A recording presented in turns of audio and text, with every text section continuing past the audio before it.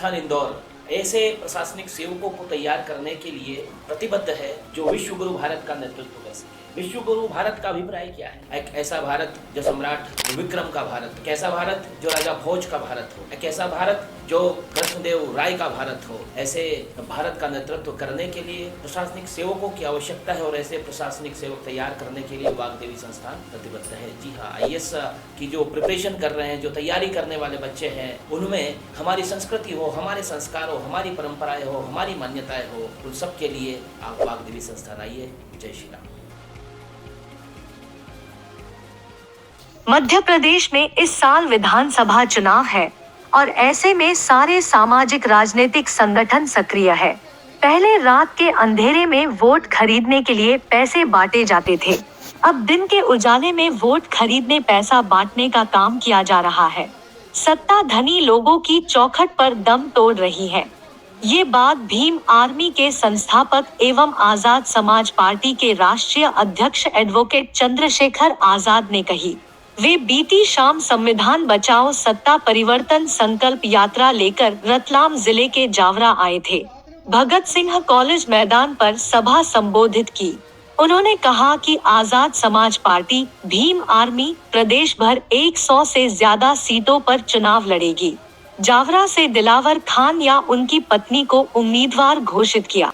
जो मिलते ही भावुक हो जाते, बहुत सारे ऐसे लोग जिन्होंने अपनी समस्याएं बताई, बहुत सारा ऐसा क्षेत्र जहां आज भी गैर बराबरी बड़े पैमाने पे है, कमजोरों के शोषितों के साथ जुल्म हो रहे हैं।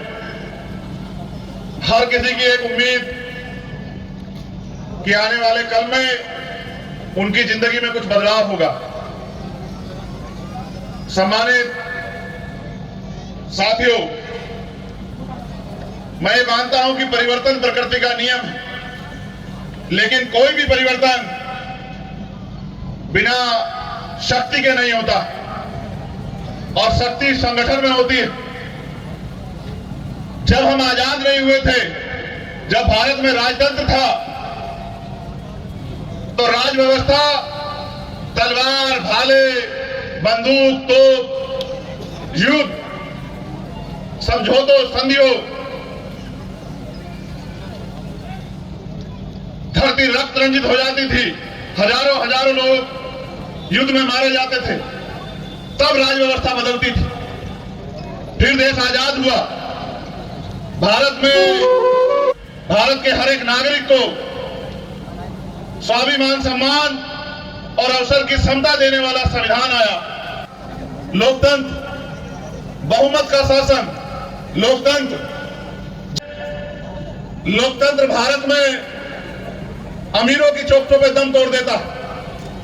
आज पैसे वाले लोग चुनाव लड़ेंगे, गांव से लेके और देश की सबसे बड़ी पंचायत संसद तक के चुनाव में आप देखो, अगर आज चुनाव लड़ना हो तो पैसों की जरूरत है, धन बल के साथ साथ बाहुबल की जरूरत है, मीडिया की जरूरत है।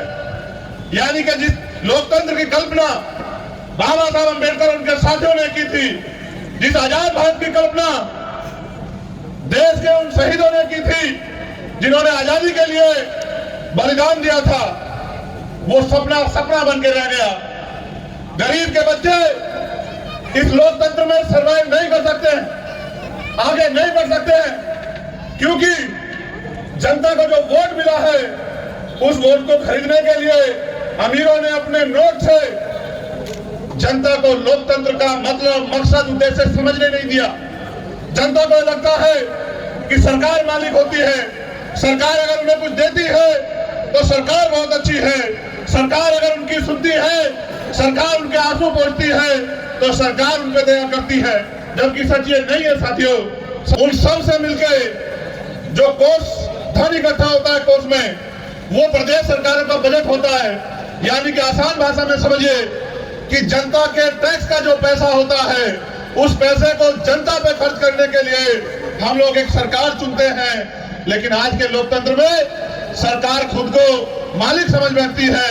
अगर कोई अपने हक की आवाज उठाए तो लाठियों से उसका स्वागत करती है, कोई अगर आंदोलन करे तो झूठे मुकदमे लगा के, जेल भेज के, कठोर कार्रवाई करके उनकी आवाज को दबाने का काम किया जाता है।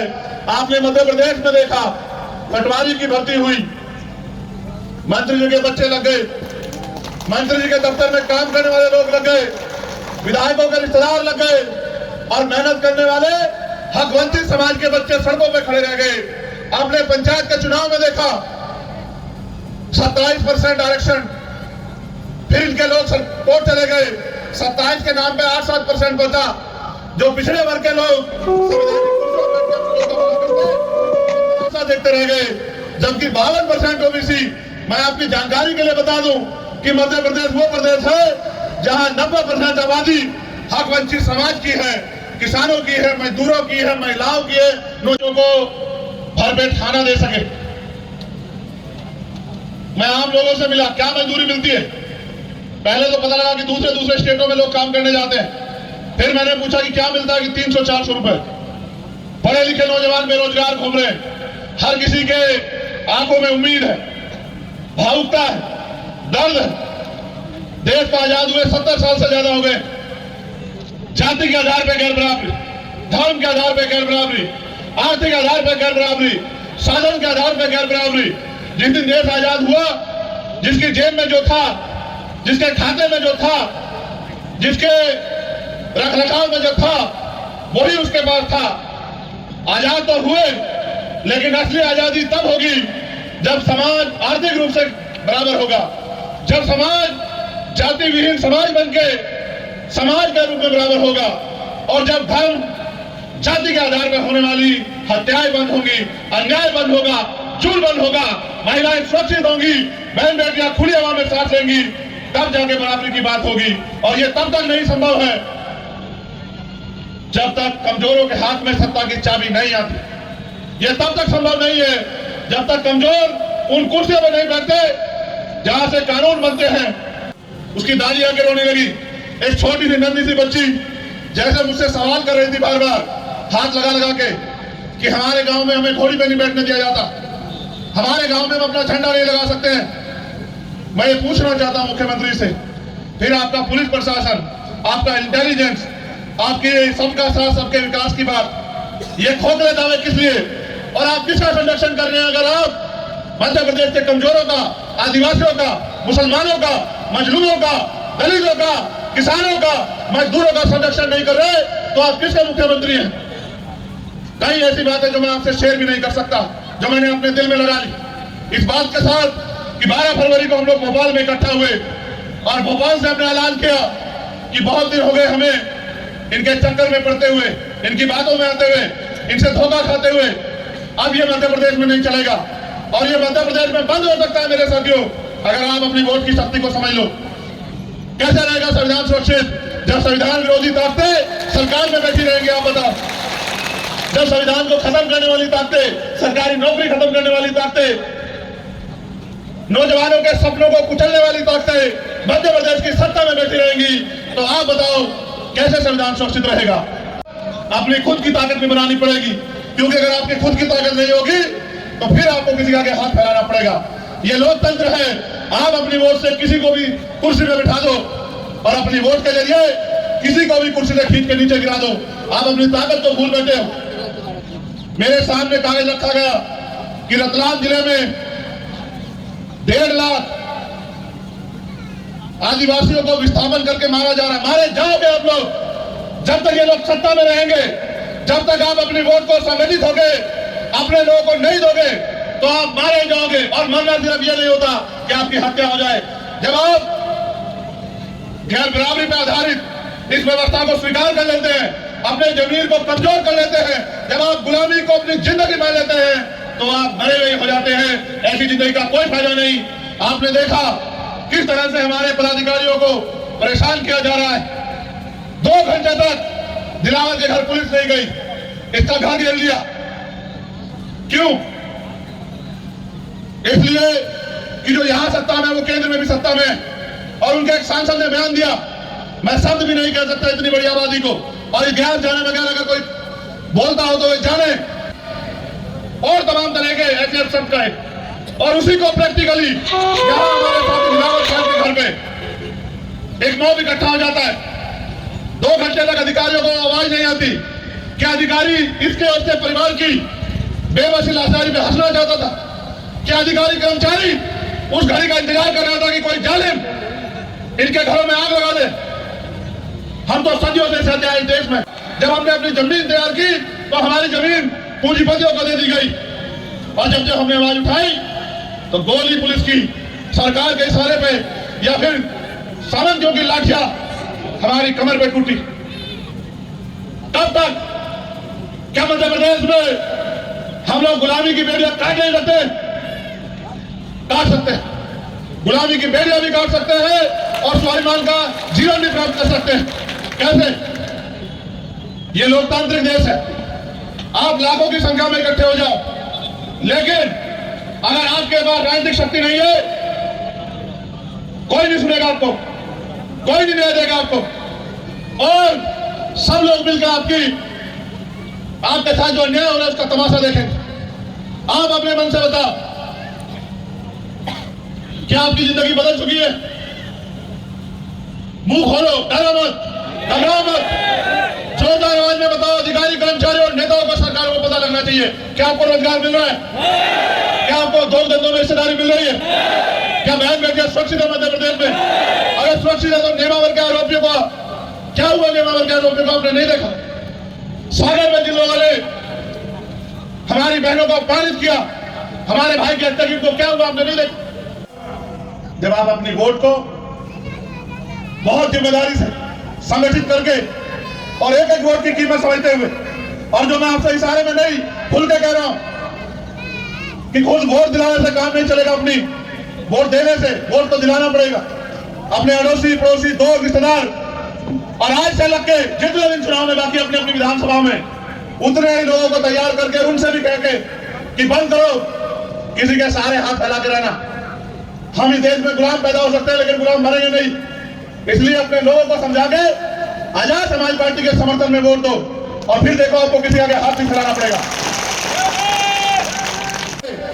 तो इसी बार जो है मध्य प्रदेश में हम लोग करके दिखाएंगे।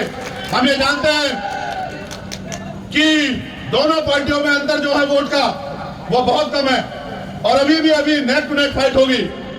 और हमारे जीते हुए एमएलए ये तय करेंगे सरकार किसकी बनेगी। हम राजनीति को समझते भी हैं और जानते भी हैं कि झारखंड में एक सिंगल विधायक 5 साल मुख्यमंत्री रहा। हमने बहुत लोगों को बनाया। अब गरीबों की बारी है। जिस दिन हमारे लोग कुर्सियों पर बैठेंगे, एक एक कमजोरों पे हुए एक अन्याय का हिसाब होगा। सारी फाइल खुलेंगी, इस बात को आप याद रखना। आप अपनी ड्यूटी को समझो। आपकी ड्यूटी उनको प्रोटेक्ट करने की है जिनको सताया जा रहा है। आपकी ड्यूटी सामंतियों को संरक्षण देने की नहीं है। यहां हमारे साथियों को जिला बदल किया जा रहा है। गोपाल वाघेला जिला प्रभारी सेंट्रल जेल भेज दिए गए। रतलाम में, पचेल में आम मुस्लिम गरीब परिवार के युवक की हत्या कर दी गई सरेआम। हम जेल से भी नहीं डरेंगे, जेल भी जाएंगे और मुकदमे भी झेलेंगे और जालिम सरकार के लाठियां भी झेलेंगे और जोर को भी देखेंगे। लेकिन याद रखना, हम परिवर्तन की लड़ाई लड़ रहे हैं, बदले की नहीं। हम ताकत बना के उनमें जो वंचित है उनको भी न्याय दिलाने का काम करेंगे।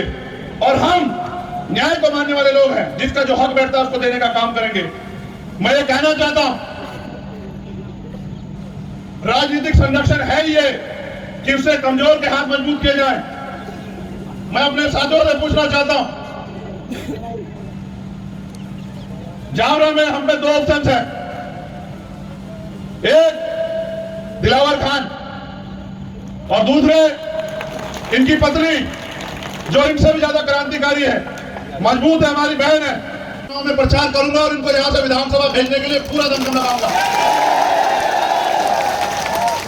और मैं मानता हूं कि जब आपके बीच का व्यक्ति विधायक बनेगा, आपको किसी की मदद की जरूरत नहीं पड़ेगी। वो इतना ताकतवर हो जाएगा कि हर अन्याय के खिलाफ मजबूती से आपके लिए लड़ेगा, 24 घंटे तैयार रहेगा। और इन सबके पीछे चंद्रशेखर आजाद खड़ा है, ये बात आप याद रखना। मध्य प्रदेश की सरकार भी हमारा दम जानती है, जो हमने 12 फरवरी को भोपाल में दिखाया। और केंद्र की सरकार भी हमारा बल जानती है। हमारे पास लोग हैं, हमारे पास युवा शक्ति है, हमारे पास बहनों माओ का आशीर्वाद है, हमारे पास बुजुर्गों का प्यार आशीर्वाद है। हमने 21 जुलाई को दिल्ली को बताया था कि हम कितना दम रखते हैं और आगे हम लोग लगातार मेहनत करेंगे। मैं अपने भाइयों से कहना चाहता हूं जिन्होंने 5 साल ना धूप देखा, ना छांव देखी, ना आंधी देखी, ना बरसात देखी, ना किसी भी तरह की मुसीबत, कोई भी परेशानी आपका रास्ता रोक पाई।